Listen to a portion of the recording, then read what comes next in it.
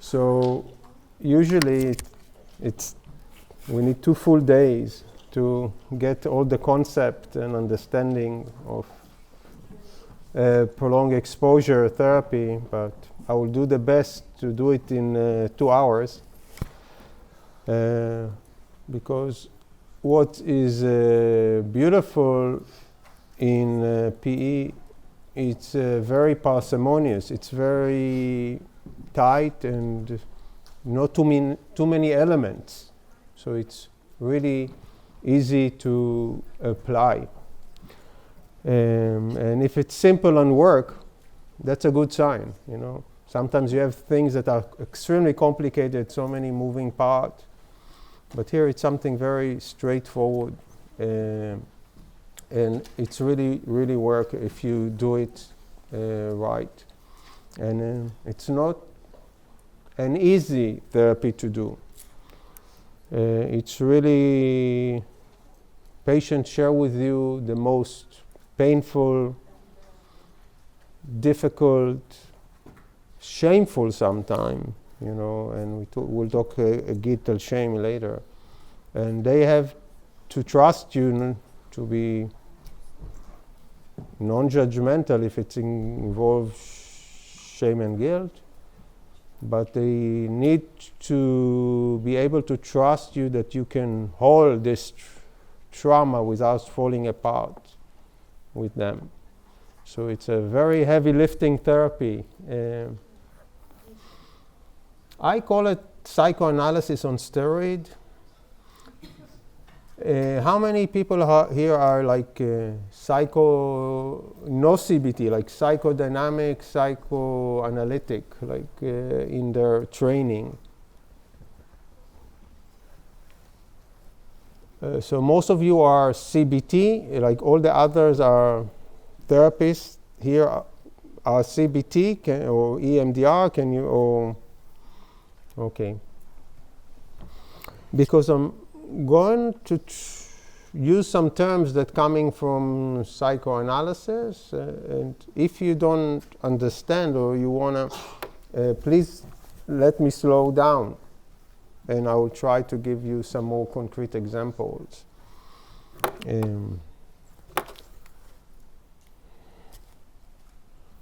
So quickly again, I just want to remind you that there is a difference between the ICD-9. We talk about symptoms all the time, but again, the re-experiencing, I want you to think about the re-experiencing, the intrusion of thoughts, okay, the avoidance, the not engaging and how it's maintained, this psychopathology,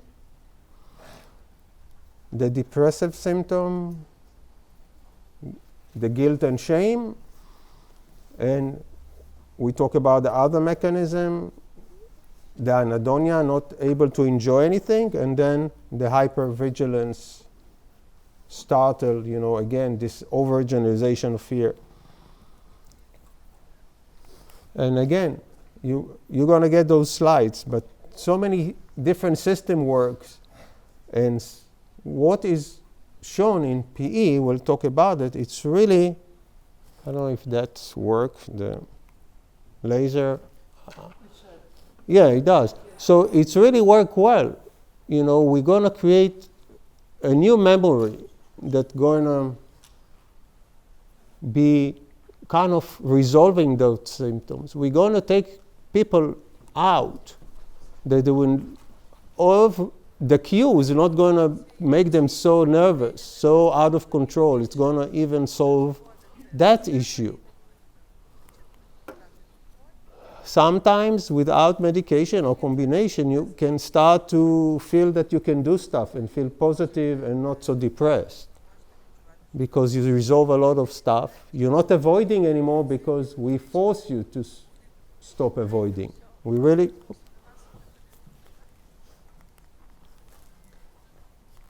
We stop you to feel avoiding, and then when you're processing the trauma, we'll talk about it, we're going to, it's behaving by itself. It's going to resolve this cognitive thinking that you are bad or you are useless. So kind of by dealing with two elements, it's trickle down effect into the other elements of the trauma. And I will talk about some cases.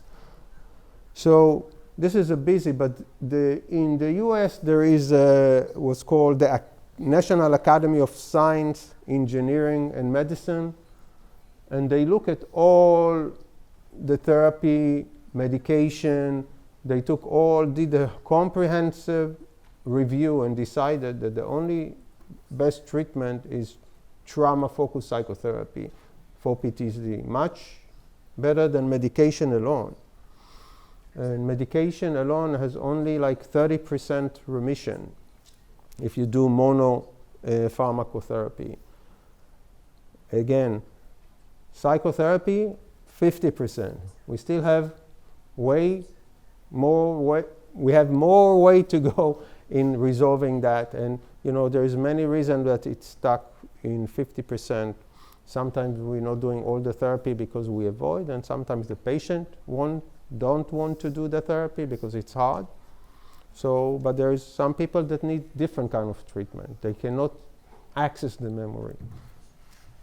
So we'll talk in emerging treatment like the psychedelics later on at the end of the day that make people sometimes more willing to share those memories. But right now, we'll stick at what we have evidence for.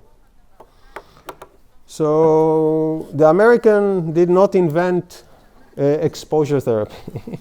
It didn't come from Edna Foa, the guru of prolonged exposure, Like in Charcot is a psychoanalyst, talked about the hysteria.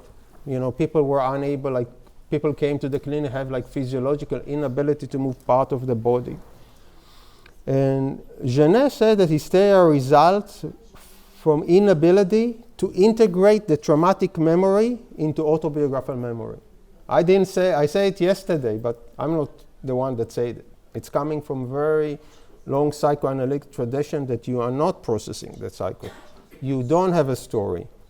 Those memories are really looking for channel to get out, to get process, to get meaning. And we are the people that guiding the patient in this very difficult journey. And also Freud and Genet, that were like Charcot students, talk about that process. And Freud thought that it's only the catharsis is needed. You just need to let it out. But we know it's not. It's the synthesis. It's more like what Genet was talking. It's not just Freud thought, okay, you let it go, you're going to get a cure. And you talk about patients that have catharsis. Yeah, maybe, we're talking about a small amount of patients, but they have notion, at least for Freud, when they access this repressed trauma, they felt much better, the hysteria went away. But we know that the catharsis is not enough. It's needed much more processing and coming to a whole biographical memories. Remember, I said that we found in the brain, in the posterior cingulate cortex, where I think Noah showed also in an area that are really in depression, really a target for deficits. The PCC is a major area, and that's where we found the traumatic memory, not in the hippocampus. So we are going to take this unprocessed, unacceptable memory and put them into a story. So your patient can live with it. It's going to be said. It's not something that you're going to laugh. You don't want to, maybe you can have a small comic relief and an element, but the story as a whole, it's a sad story. And it's fine to have a sad story, So you have to really work with the patient to understand that. So why, psychoanalysis takes time. It takes years, So I'm happy to do psychoanalysis with patients and sit and charge them a lot of money and go through, 5 years of psychoanalysis and, or if you do short-term psychodynamic, it's also 1-2 years. And then also limit the amount of patient you can see. And we know that prolonged exposure, it's 9 to 12 sessions. That's all. We see a lot of improvement after session 6. So it's kind of rapidly, you start to see the patient changing. So this is really rewarding, not just to the patient, it's to you. You see things changing. And I'll talk about later, you can do it every day. Like you have this TMS that you do instead of 6 weeks, you do it every day. You can do every day prolonged exposure. In 2 weeks, you finish 9 sessions. Week 1, 5, week 2, 4, and the patient. And we sometimes, with patient now in our clinic, after a week, when we do every day, they say, I'm fine, I don't need to come anymore. So this is also kind of very encouraging that if they engage, that works even within 1 week.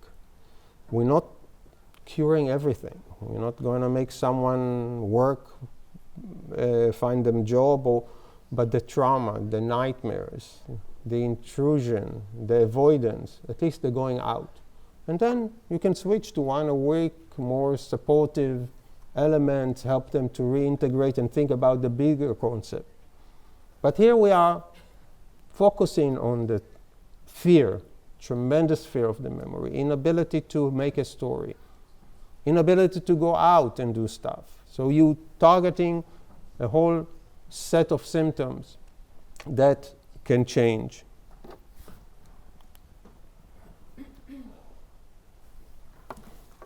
So we talked about memory reconsolidation.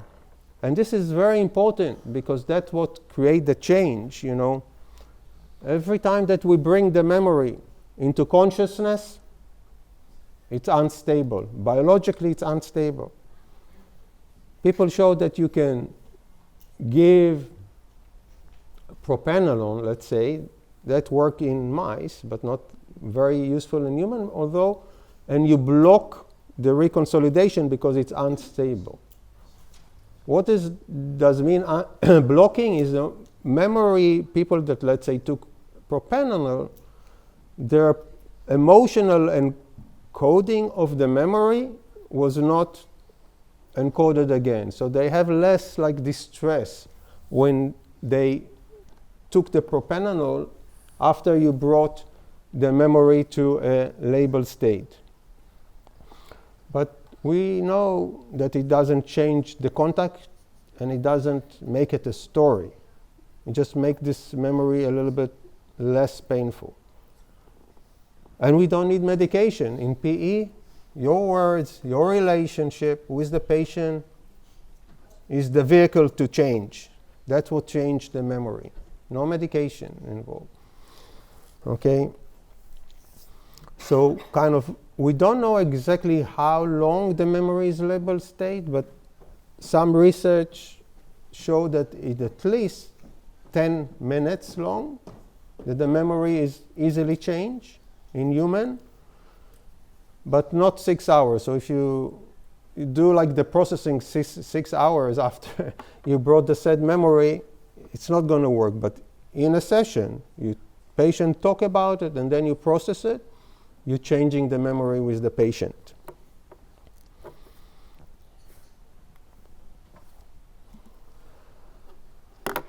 So two major components in this psychotherapy. That's why I say it's simple. You don't have to be a genius. It's in vivo. All the therapy is, as I mentioned, 9 to 12 session. You ask them to go out. I'll show you. Make a list of things that they don't want to do or cannot do because of the trauma. And you say, no, this is safe. You can do it. And you send them out to do it. And the other is imaginal exposure. when you are asking the patient in a session to recall the trauma memory. And it looks like torturing the patient in some way. Some people so afraid but you need to remember one very important thing. It's not that you are re-traumatize the patient. It's a memory. It's a neural representation of something that happened in the past. It might feel that you're being shot again. It might feel like you see your friend dying next to you. But when you were there, it happened. You had no control over it. In a session, it's just a memory. And we're going to give you control over the memory. We are going to make you stronger. We're going to bring it, and now you're going to have control over the memory, and not the memory will have control over you anymore. But this is a hard work again. It's very, very difficult. So I will go and kind of try to teach you how to do it. And we're going to send you the slide in an email if everybody has the email. I don't know how Ola is going to do it, but, you know, I want to just say all type of trauma, you know, there is no trauma that cannot be suitable for PTSD to our knowledge, you know. If you have some memory or some access to a little bit aspect of what happened, doesn't need to be a lot, you are candidate. If someone is total amnesia and have zero memory, you have nothing to work with. Interestingly, sometimes when you work with a patient about one trauma, you know, I had a patient that were talking about a plane crash that he saw and people dying. But then he started to access memory of being raped by his piano teacher when he was like 9 or 10. But he didn't have access to that. So, you know, sometimes in the therapy, when they start to trust you and they start to talk about trauma, sometimes things come up that you unexpectedly, you know, was, you know, repressing so badly. So you're not necessarily the first things that they tell you will be, and we'll go over cases and we'll see that how those change even in many cases that you work on. So people with a lot of problem, unemployment, financial difficulty, health problem, you know, all those are very common things and they're not interfering with the PE. And other psychiatric comorbidity, except psychosis, you know, and even I know Ola did some work with psychotic patients, or people that appeared psychotic in a beginning, initial presentation. He was able to do this work with them. It's just, you know, it's just something that you learn and get the skill, you get able to do it and know what people can tolerate and what they cannot.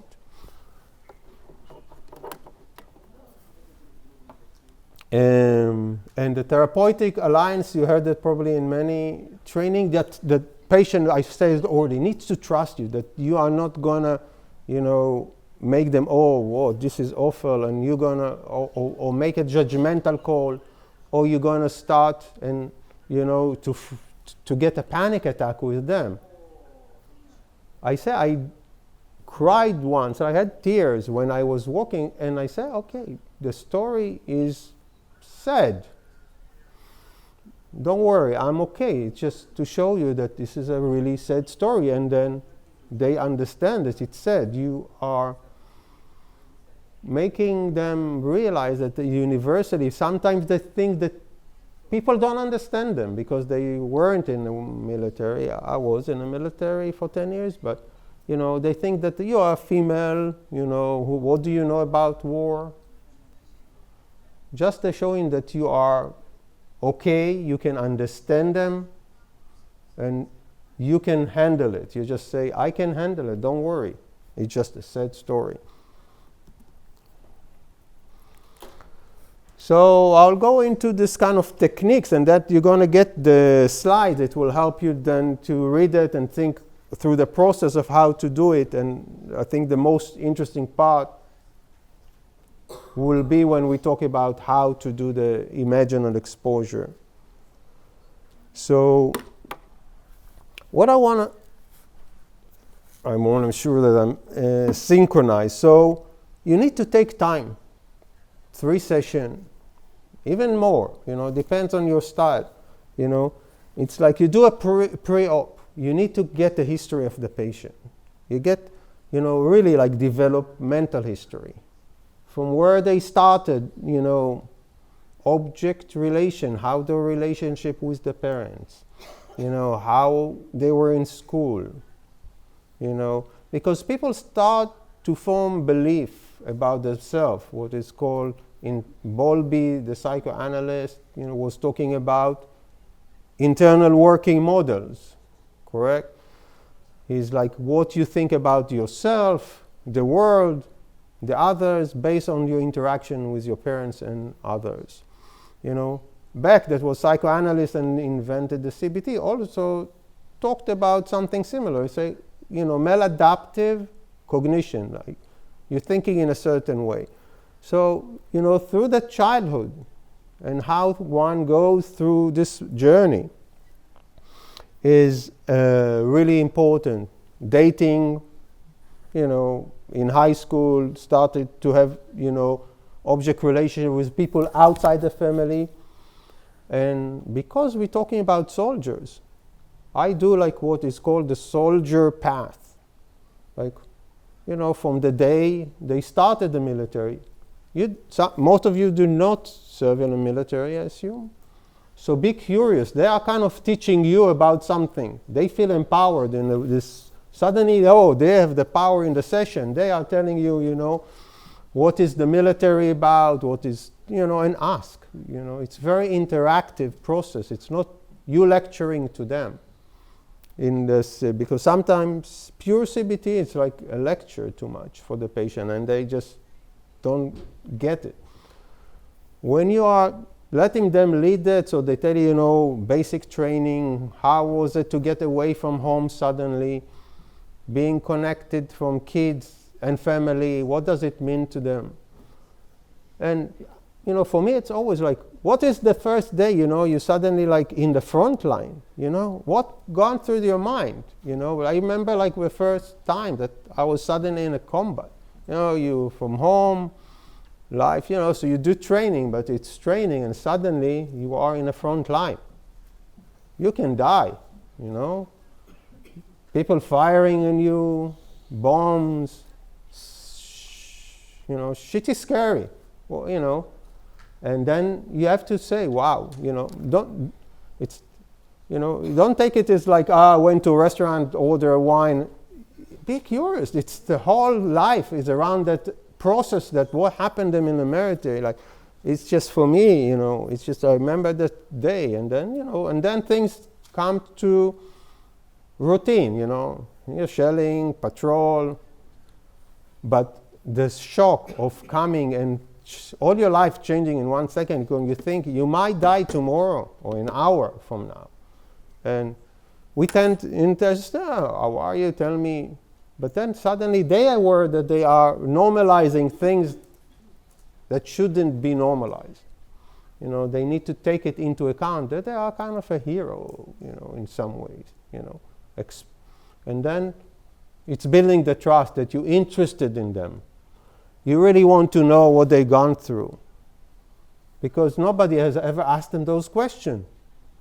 You are the first one that's going to ask them those questions. So it's a lot of responsibilities to take this.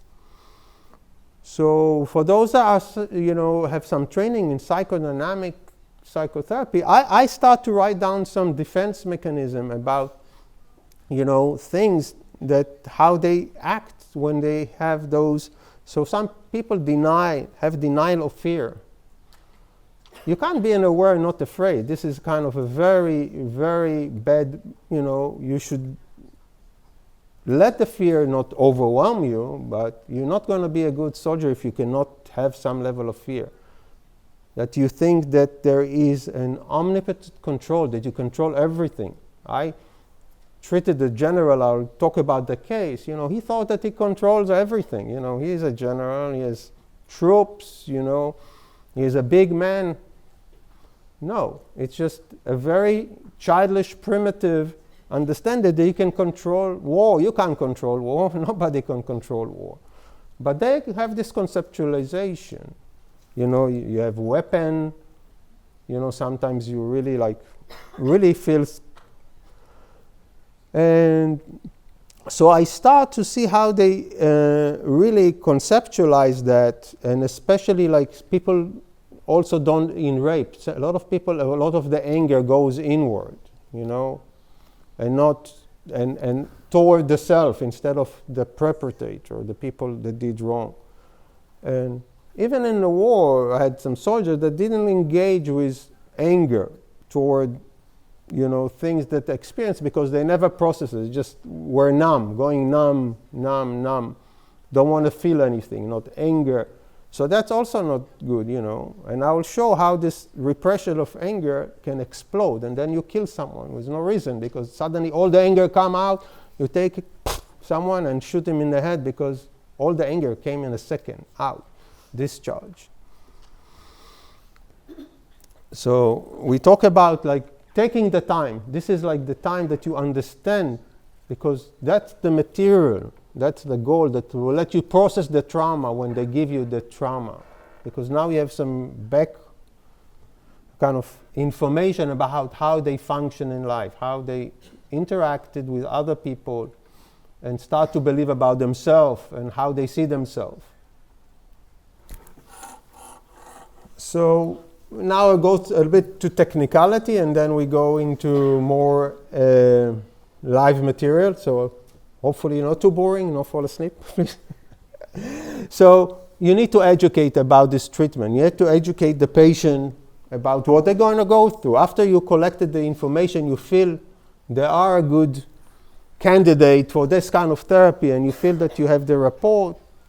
Okay, you need to take them. It's like before. What I hated in Israel, I went to an operation and nobody talked to me. They just pushed me and say, okay, we're going to the operation room. I had an injury. I had a blast. My intestine were ruptured. But nobody talked to me. Even after the post-op, the doctor is just like your machine. Now in America, it's just that you go. I don't know if it's here. It's just before they do anything, hours of explanation. Everybody. You have to explain the patient, where are you going? What you are taking them to, what journey. You want to be respectful for them and, tell them where they're going. So, you teach them about the psychotherapy. As we mentioned, between 8 to 12 sessions. They are kind of long sessions, 90 minutes. Sometimes I end a little bit early if I don't need the entire time. I would not push it. 60 minutes. Some research showed that 60 minutes as effective as 90 minutes. But you're talking about avoidance. Tell them, avoiding the trauma, the thoughts, and the feeling, of the situation. Because that doesn't let you process the trauma, Doesn't let you think about it and make a story for it, because it's too painful. It's too scary for you. But your body and mind needs to make sense of that, because otherwise it's going to hunt you again and again. So I'm going to work with you, and you're going to prepare them that you're going to work with them. And they avoid situation and places. They're not going things. They stop going to do stuff. Not just because they're depressed and don't have the energy, because they are overestimating the danger there. They think those things are too dangerous for them. So you are going to send them out. And they have to stay with this fear and anxiety in order for that to be extinguished. You want to make them feel that they can survive. They're going to think they're going to have a panic attack. But you teach them to ground themselves. No, it's not dangerous, because every time, let's say I think, okay, this room is dangerous, I'm going to this room, and then just don't going there, my brains think, oh, this place is dangerous. It's reinforcing the false belief that it's danger. So it's make it harder, so they have to stick to that.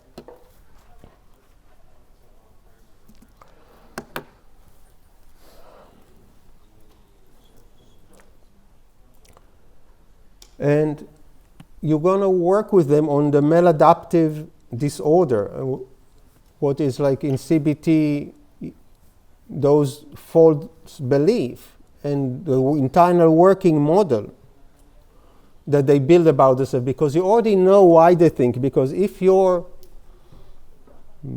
parents were extremely critical of you and always say that you are a failure, and you start to believe that you are, and then you're in a situation that is ambiguously, you did something that wasn't the right choice, or maybe, by chance, you're going to start to feel bad about yourself, because that's how you think about yourself. It's not just because of the trauma. It's because that's how you were trained your brain to think about yourself. If in your family nobody talk about emotions and feeling, you're not going to have those feelings either sometimes. You're going to just let it slide by and not process it. So you have some ideas how people thinking, because you spend several sessions before deciding to go this way of prolonged exposure, that you know them.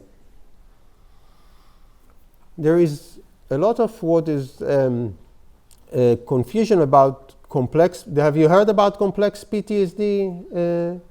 So people tend to think that it's a lot overlap with a borderline personality disorder. It's usually people that went through a lot of trauma even before, over and over, with traumatized multiple times. They have hard times about who they are. They're very fragmented before even going to the military. They have other interpersonal difficulties. They're changing partners a lot of time, and cannot really have a good and stable relationship. But remember, in borderline, people have this swinging that they can admire someone very much, and after a week they can hate him like hell. They think he's the devil. They swing.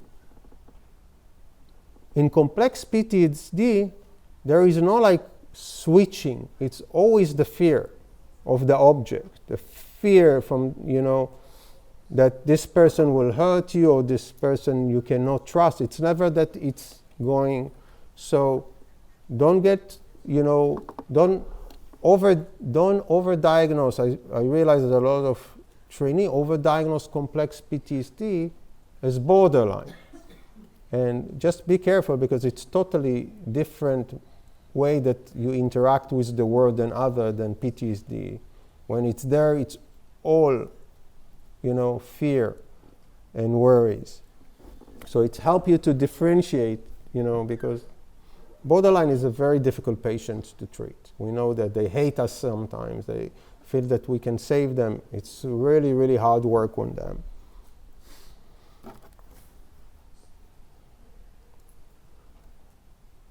Am I on the right slide?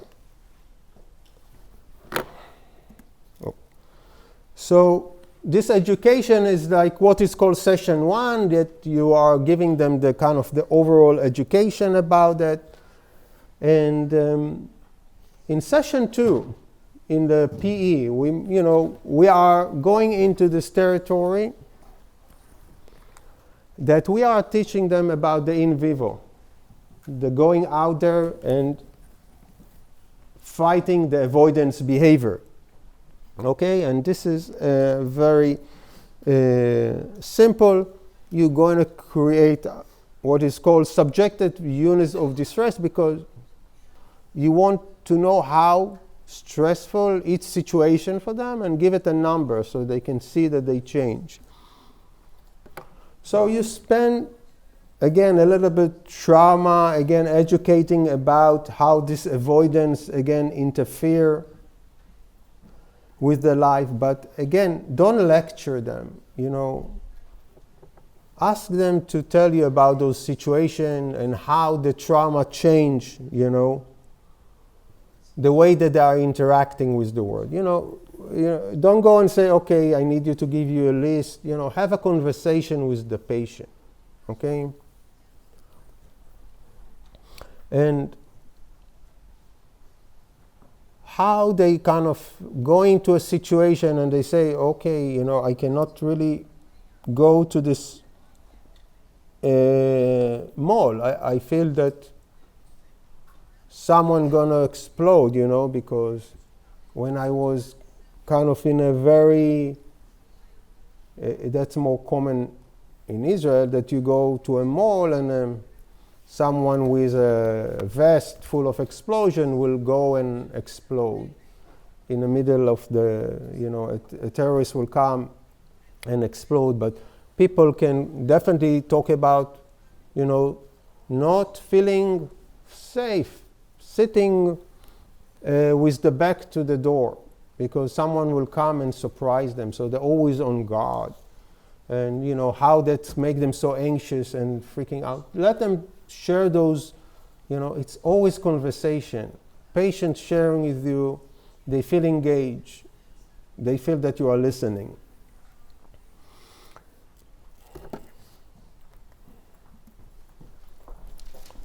And again, we're going to give you all those slides. So I don't want to go kind of all this, because that we spend a whole day usually when we do training on all those elements and how you talk to the patient and explain them, you know, all the different biological system. You know, as I mentioned, you know, you have the fear and you have the memory. Those things you're going to have as a handout when you sit with the patient. You know, I usually, like when I started, I put myself like highlights on certain points that I want to cover in the session, and and then it becomes natural. You don't have to use those notes anymore, but at least it gives you some guidelines of what to communicate to the patient, what information is helpful for the patient.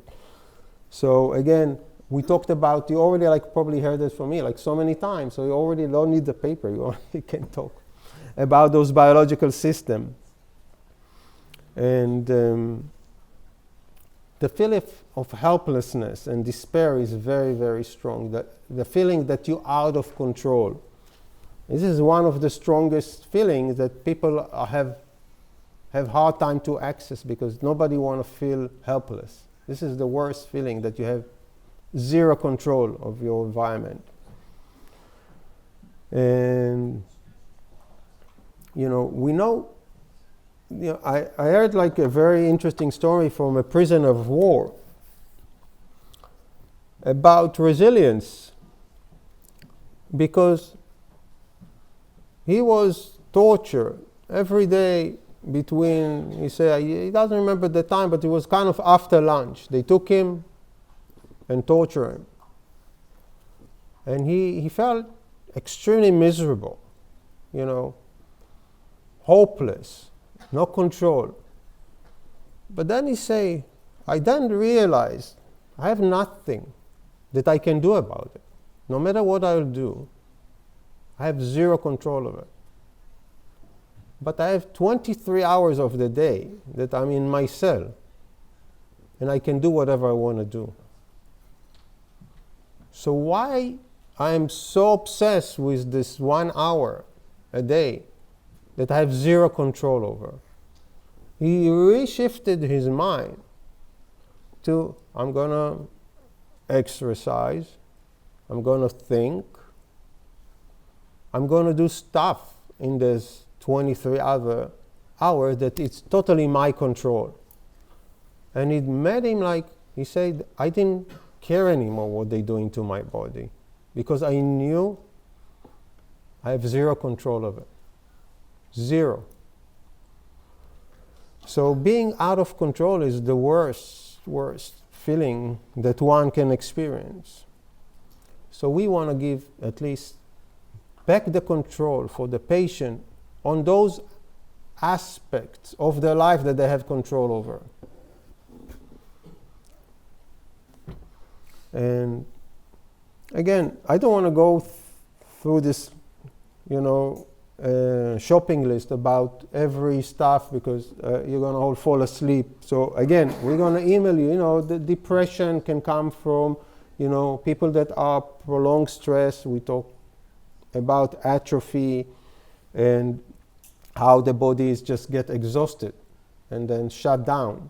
Or it can be through, the thinking that you have about yourself. So different kind of models of depression too, biologically, that derive and coming all from trauma, actually. So a lot of the etiology of depression is actually prolonged stress models.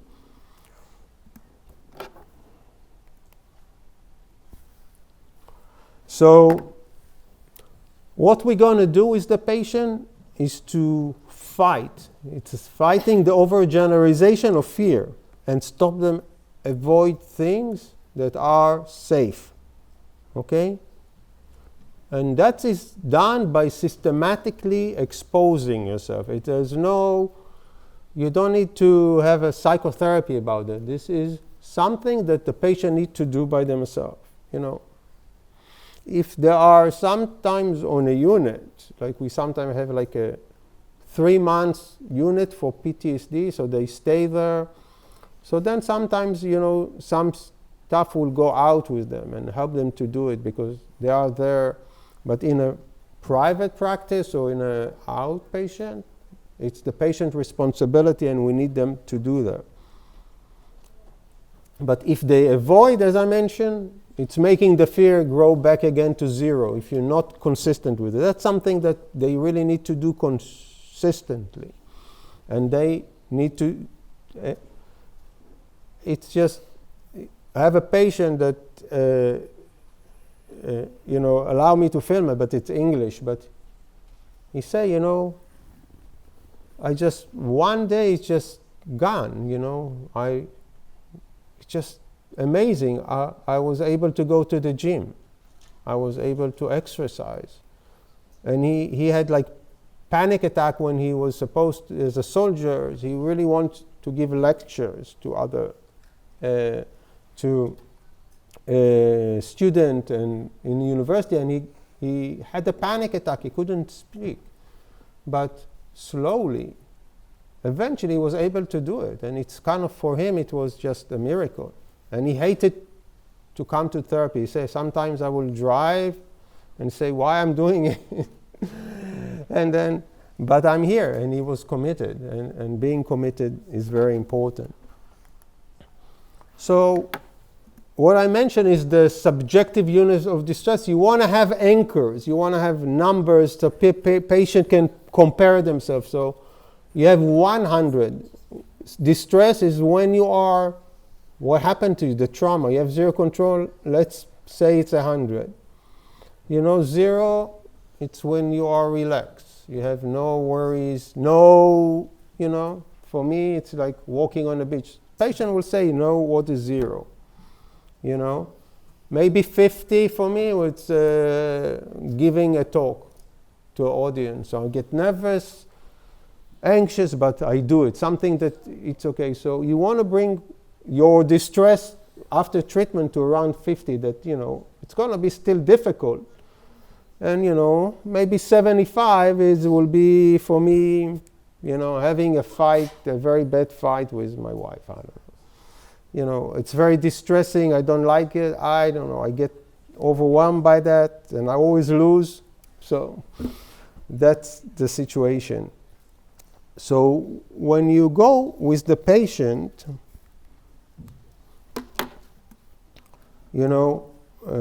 that's another way to give you some anchoring. So then you take with the patient and you start to write down all the things they avoid.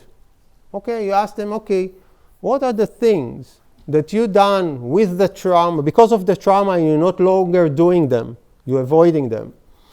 And then just, they started to give you a list of things that they avoid. Going to a concert or a film with a lot of people, an audience, going shopping, driving at night, they will give you a list of things. So try to pick like 4 things that is important to them and they most like to achieve, because don't take things that are not interest to them and there will be zero motivation to do, because there is no way that they will engage in that activities. So, and they need to do it consistently. Like I had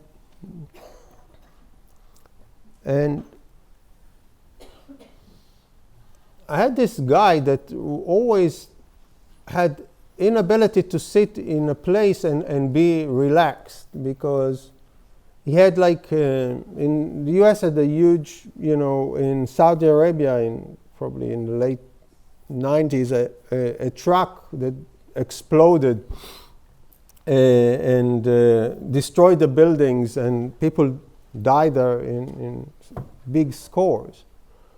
And he was sitting there and having a coffee at the time in the cafeteria when it happened. And we just forced him to sit, because he enjoyed going to coffee shop and sitting, but he couldn't do it. He will get panic attack. But he said it was so hard. I felt that my heart is racing. But because I told him, you're not living for 20 minutes. He said, at one day it was like a catharsis. Here it was like immediately understanding. He said, I saw a truck outside. And I realized, I'm in the US. This is a moving truck. And suddenly the fear is just gone. But because he never processes, it always was so, you're getting to a tunnel vision when your sympathetic nervous system is like firing up. You're getting to this fight response that you're not processing all the information. And that suddenly, it was kind of, I can do it. And then it's gone. But if he will leave this coffee shop after 5 minutes that he just can't take the physiological response, it will stay there. It will never get this catharsis and understanding, I don't need it. I don't need to be afraid anymore.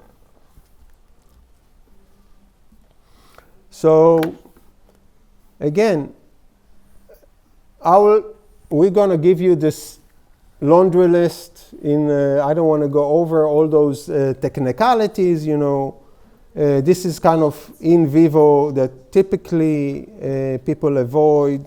Standing close to other people, Do we have the people email all that, so we can email them?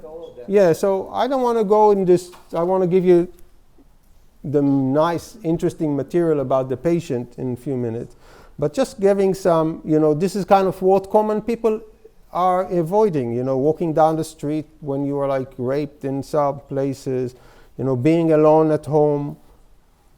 For soldiers, for army personnel, they don't like, if you were in a convoy, like they really panic, they drive like lunatics. I had one veteran speak me out. I was so scared that he was driving like, 140 kilometers an hour. It was, and they are worried, and they really like driving for them, being around, feeling like trapped in a certain places that they feel they cannot escape.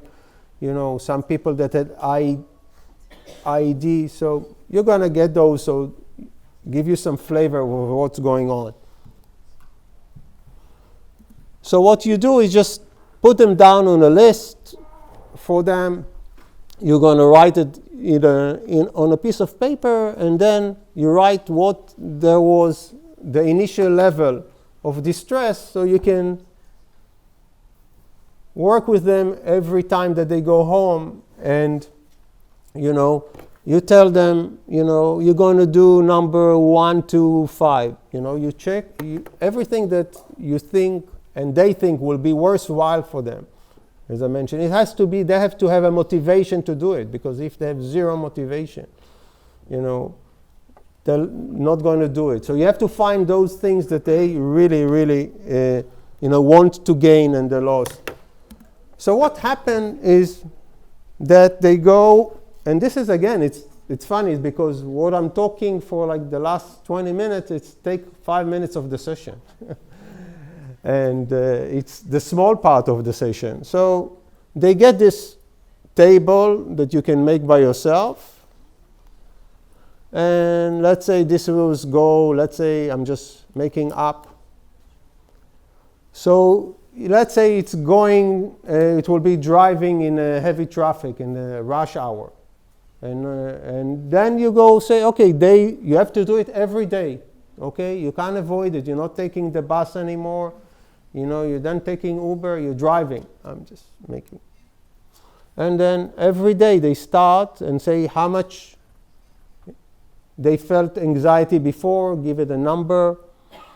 Then you say live it. When you finish the drive, when you get back, then go back and write how much was the peak, the worst during this time, and how much you feel now after the exercise. So let's say it was 8. And then they just every day that they do it, if you are consistent and you're not avoiding, the number will start to get down. Okay?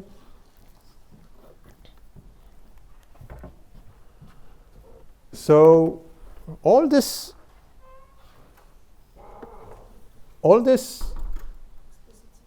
in vivo after session 2, it's just a small part of the treatment now.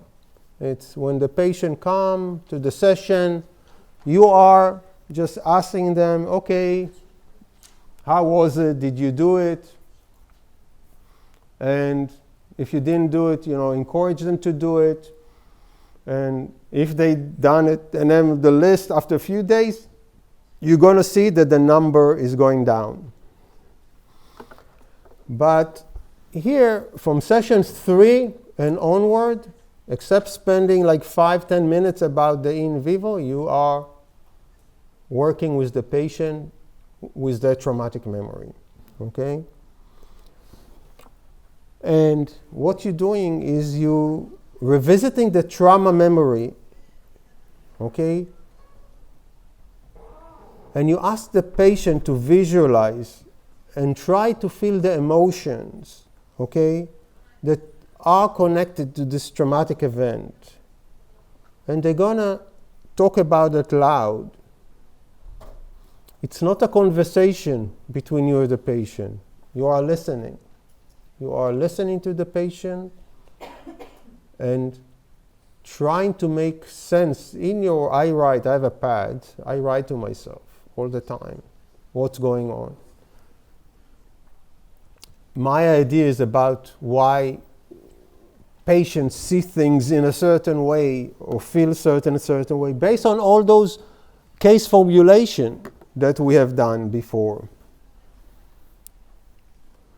So we want to have access to those salient aspects of the trauma memory and all those details, thoughts, emotion, sensory experiences that they don't have access, okay, to.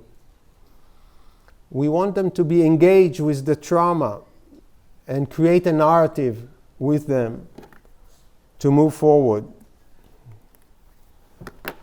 So a lot of people have multiple trauma, okay? They've gone through several trauma, and you don't need necessarily to go over all of them, okay? So you can take one memory that represents the entire experience of all the cumulative suffering. And I will give you an example. I worked with a police officer here, that he unfortunately responded in 1 year like to 5 suicide calls. And it was so difficult for him because each one of them was totally different. And he came to the treatment talking about this 20 years old veteran friend that committed suicide at home. And he responded already, he was in his house like 3 times before because of a call of his girlfriend. And he remembered how he went up the stairs and knowing that something horrible happened.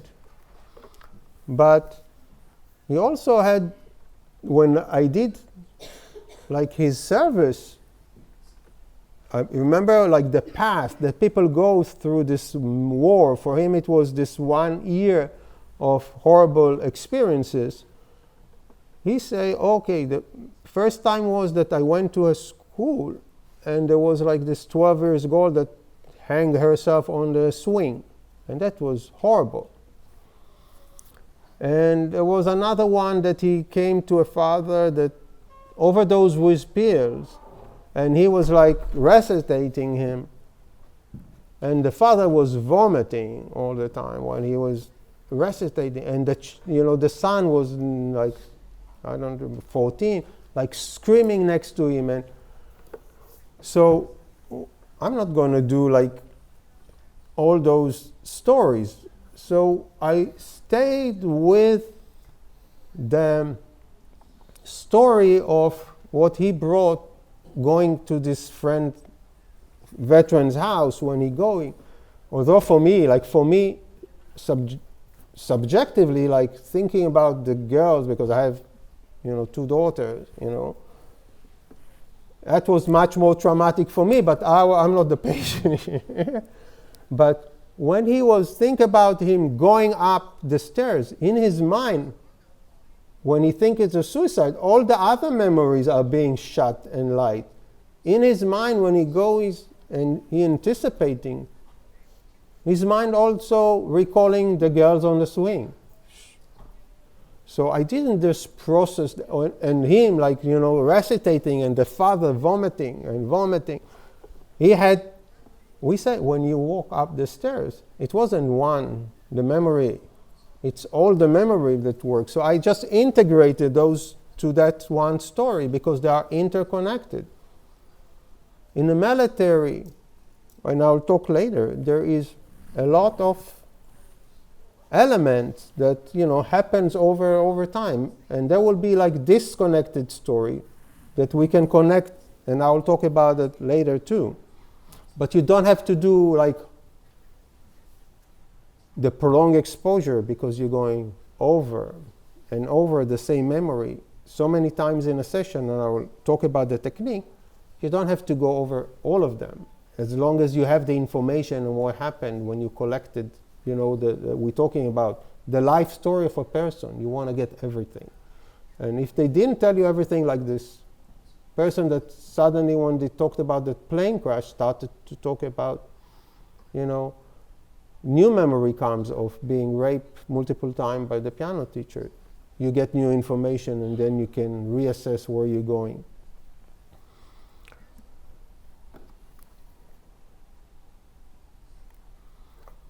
So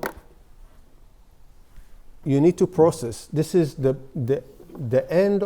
The processing is the dough of the soul, and you are the chef in this kitchen. The patient give you everything, and you will need to work with it, with your knowledge and understanding and empathy and interpretations of. And again, you're not going to make sad memory funny. You're going to make them tolerable. They can handle it, okay? You're creating a whole narrative, a story for the patient. As the police, it say, when you're walking up the stairs, you continue to go up, and you know that it's disaster. And it was. He was dead, and he tried to, again, to resuscitate him until the medic came. But, but you did it. Although in your head you had this girl, and you had the emotional pain. They never thought about themselves as a hero, as someone that, against all the pain and the suffering, doing their duty. And suddenly, having to realize that, they are valuable, strong people, because he thinks that he is weak, because all of those memories that he's overwhelmed. Okay? So the technique is very specific here. When you are sitting with the patient, they come to the imaginal exposure, you ask them to close their eyes and recall the memory as many detail as they can, as much detail that they can remember, and take you like, I usually say, it's like a slow motion movie. Just take me slowly and try to recall all the emotions, all the smell, everything that you can recall, as much detail as you can. And, sometimes they do it like in 2 minutes. And I say, okay, thank you, I know it's hard.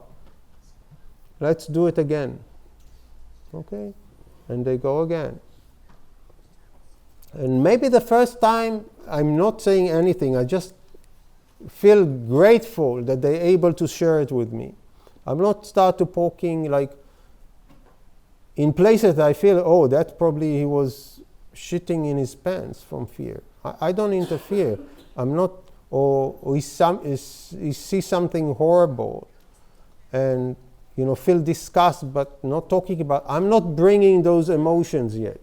I'm letting the patient feel that they can survive it. First time, just let them feel that they can survive it. They are okay, the ending, and I'm always very thankful to them that they trust me to share this memory with me, okay? And then, usually like between half an hour and 40 minutes, I'm going over the memory. And when you do it a lot, you will see that over time it's getting richer and richer. And it's growing to a whole story. Every day that they go with it, and every time that they recall it, it will grow like a plant that grows. It's just when they engage. And I take notes because sometimes those very difficult parts, they will tell in one story and then not tell it in the next one because it's too much. And then when they finish, I say, okay, let's do it again. But you told me something earlier that you did X, Y, and Z. Can you just try to remember that when you go again? And then you're helping them. You're helping to build the full story without the omissions, without those missing parts. And from session 6, you can move to the hotspot. So if I had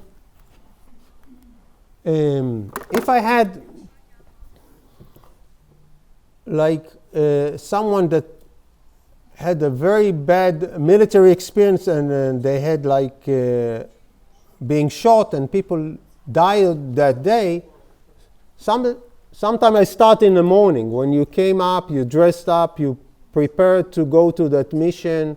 In the morning, I'm brushing my teeth. I remember I have one soldier, starting, he remember how hot it was in Baghdad, in Iraq, He's, washing up, preparing, putting the gear, thinking, one more month, we are home. It was, and then going through this motion. So you try, and then in session 6, I just went through the moment that they were fired on. So not going through the entire, just focusing on the trauma to the row. It's called the hotspot. And then it's make it more focused right now, but they feel that they can handle this moment. Mm-hmm. And let me see. you don't be like alarmed if you have no emotions in the beginning, in the first one, because they avoid the emotion, because they, remember, emotion trigger physiological arousal or emotion reaction, so they try to avoid it, but they cannot resist it anymore, because when they trust you and they feel that you are the partner in the journey, they will let go of those horrible stories. And it's very hard for the therapist. And therapists avoid trainees, residents. It's too much. They think they're re-traumatizing the patient.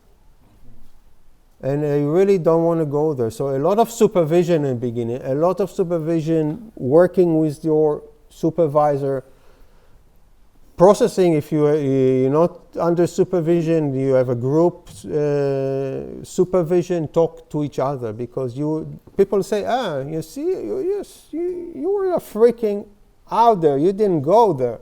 You think you are, but you're not. So you need this peer support if you don't have supervisors, because it's scary, and you want to overcome this scare. In the manual, Edna asked to ask the patient how distressed they are in SUD every 5 minutes. I don't do it. It just interferes with the flow of consciousness of the patient. I ask them at the end of the session, how bad it was. Okay?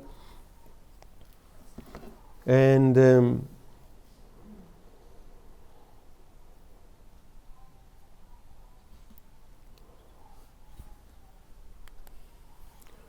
so, again, some emotions are so repressed that you want to really discuss it in the processing. And I will give some example about cases, but also transference. If people are working with psychodynamic perspective of understanding that the patient will act with you sometimes as he acts with other important objects in their life.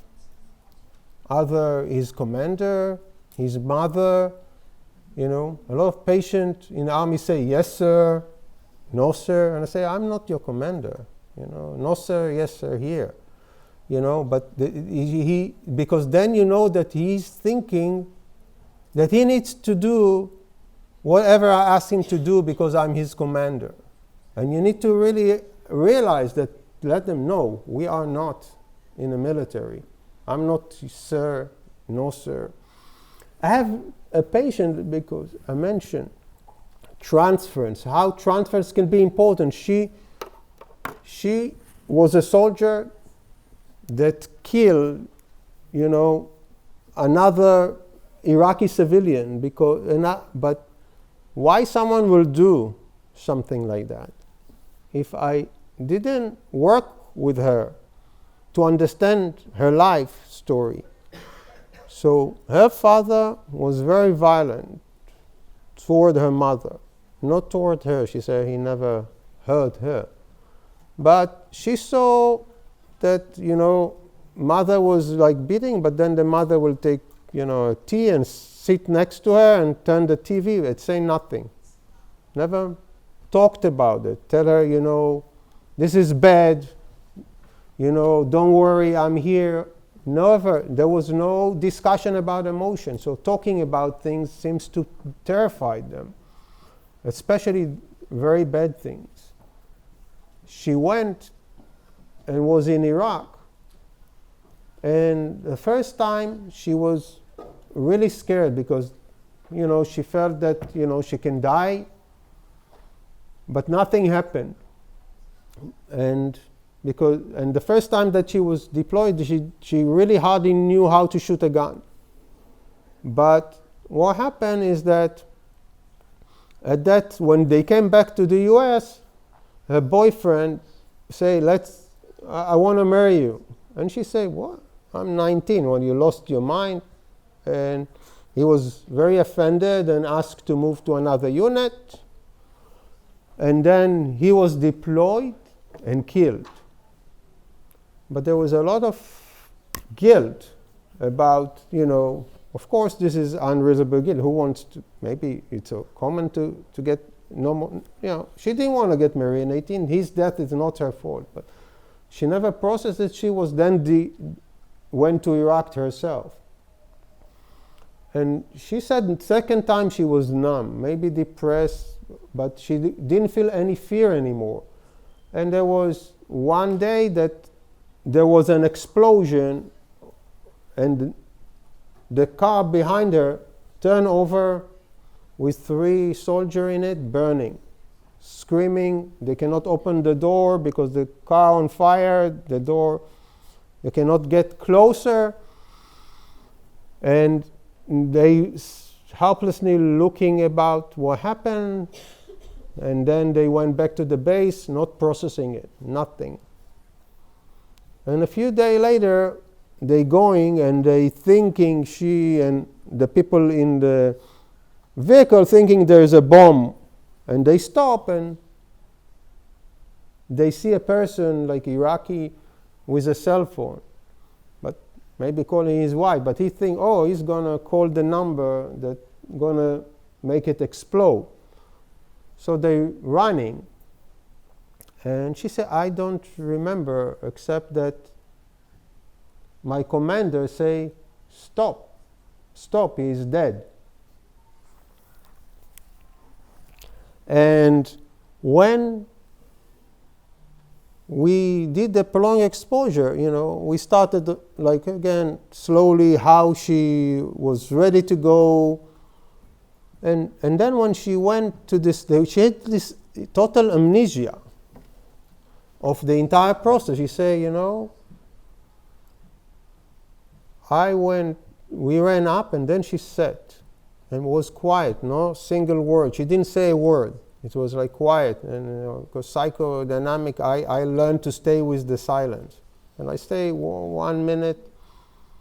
And then she ought to say, and then the commander said, stop, he is dead. And after like few sessions that I stayed with silence and nothing moved, I suddenly hit me. It's like me, her, sitting like on the couch after her father like beating the shit out of her mom, and nobody say anything. And I say, you and me here, it's really remind me that you saw something bad happen and nobody talked about it. So I used the transference here. And then she started to cry and cry and cry and stay with the cry and say, I killed him. And suddenly the memory came back to her that she took her gun and like started to hit this person like bad until like she created like a huge trauma to the head that this guy died. And try to understand what happened, then I realized she said, he was with his hands up in the back and then he turned around. And then I realized that all the repression of fear, she never processed the fear. She thought she's going to die. Her brain, when he turned around, her brain, all the fear, all the repressed fear and anger, all the anger toward the enemy that killed her boyfriend, all the anger toward yes, the enemy that also, burned the soldier a few days back, came out in 1 second, and she just was out of control. So helping him to understand what happened really started to make sense, because otherwise how you make sense of such a things, horrible thing of you and with your own hand killing someone, in such way. So it's really like understanding the denial of anger and fear is sometimes can be a very critical component here. So I talk about this female driver, and I want to talk about another military case, very interesting. It was kind of no major, traumatic or something that red flag when he was growing up. he really wanted to be a special forces guy.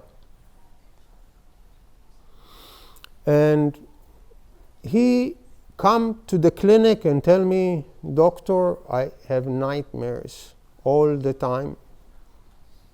I hear, like we were in Afghanistan, in a village, on a top of a building, and I heard someone crying, please help me, please help me. And I say to our commander, we are special forces, we are going to save this guy. And my commander told me, no, this is like a recording, the Taliban made recording that's an ambush, that's not a real soldier. And he was freaking out. He got like really angry, a lot of rage. But remember, we have a story. But the nightmare, the presentation of the symptom is, please help me. Okay? In his military service in Afghanistan, they had they went to a Taliban village, and they had exchange fire for a very long firefight in this village. And he see the snipers shooting, and he realized that he cannot get closer. But he see like a kid, like say teenager, like running with the ammunition to the sniper. And he is in his head say, I cannot, I have a kid, 6-year-old, but how, if I'm not going to shoot that kid, that's not going to end. And then he making a decision, I'm going to shoot that kid. And he just, shoot and kill the kids, and then they able to eventually advance and finish this fight. But for him, it was kind of and I was thinking, wow, maybe he's asking me for help for that. But he also mentioned another story, that in another fight, one of his friend was shot and really badly injured, and when the medic was taking him out in the fire, his friend say, please help me, just shoot me, I'm in so much pain. But he is presenting with one presentation, the nightmare. He's on a roof, his commander freaking out. He's really like so upset with his commander, but you're not a therapist, this is not the story at all. I know it's a bullshit. His commander, he hearing his friend calling help me. He himself here in therapy calling me, help me, I killed this kid and I feel like so guilty about it. So, then you integrate it. You integrated all the story. You say, okay, you are on the roof. You're hearing the soldier calling to help, but this is not the soldier that's calling to help. It's you. Hearing your friend saying, please help me, and his friend didn't make it. He died eventually. And suddenly the nightmares go away. Because it's not, he realized all the rage, because, he coming and he say, oh, this fucking, platoon commander, I'm telling you, we have to go. And this is what he's presenting. All the organization of the self is that I failed to save this soldier that was hostage. But your commander told you already have intelligence that it's an ambush, but in his head. But then he realized where it's coming from, because he didn't have access to this. He didn't want to think about his friends screaming. And he said, yeah, I realized. He was screaming, please help me, just shoot me, please help me. He was in so much pain. And he's thinking about, okay, all this dilemma. I need help. I shot a kid. I have a kid. I know it's a war. We're talking about moral trauma. You need to touch on it. Yeah. Anyway, you are here to ask me for help, so please help me. Maybe I'm wrong, but the interpretation worked so well for them. Oh, I'm running out of time. You're falling asleep. I need to. So kind of very And it's and here I did need to use, you know, kind of our knowledge and understanding of human psychic and how much they need us to help them to build a story in that. And I had like a very high-ranking person, battalion commander, that killed 2 Iraqis. He came and, you know, he took his gun at one point and just killed them like that. But how someone comes to do something like that? You know, he's not crazy. You know, he's very intellectual. And I want to talk. He was presenting with 2 very interesting, and I will talk about it in the later in moral trauma, because he had a lot of undoing going on to correct what he done later on when he became a very high-ranking manager in the civilian. But throughout his military, the Iraqis, you know, maybe I'll talk about it later in in the, you know, moral trauma, how we treat using PE to treat moral trauma. But again, you don't have to go through all the memory. You need to integrate it, because sometimes, especially in war, you have a lot of things that happen. You need to integrate it with the patient to one, because every time we remember something, all the related things in the brain are acting out. So I want to say that we can do, as I mentioned, we have like accelerated PE now. So if you have patient on the unit, you can do it every day for 2 weeks. And I mentioned before, some patient, after 5 days, like after week, say, doctor, I think I'm handling it. You know, I don't need to come next week. Like accelerated, like Noah took the TMS and is doing like 6 weeks, you know, once a day. He's doing every day 5 times. Week, you're home.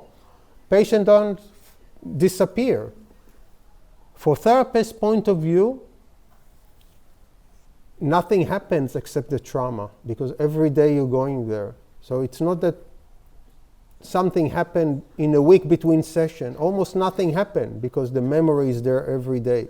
And they remember it. It's so raw. I feel it much more effective. But it's very hard to do, because, you know, we have schedule.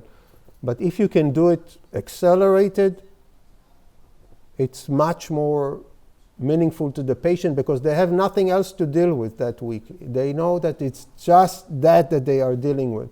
And it's very hard. And I say, for you as a therapist, and I know that, you know, I have to support my trainees a lot. And I myself cannot see any more violent movies anymore. I just get nauseous. Physically, I want to vomit. I used to watch movies without a problem, but so much exposure. So we're paying price too. But you know that you're doing a good deed to those people. Okay, so I really encourage, if you have the opportunity and you have people on a unit, if you take them for 3 months, a month, to do this accelerated prolonged exposure, because they get better faster and really a benefit. And I would definitely invest money in it. We're doing it more and more in the US now as a practice of care at the Department of Veteran Affairs. If possible, we accommodate it to our program. Okay, I'll give you a break. Thank you, sorry for the long talk.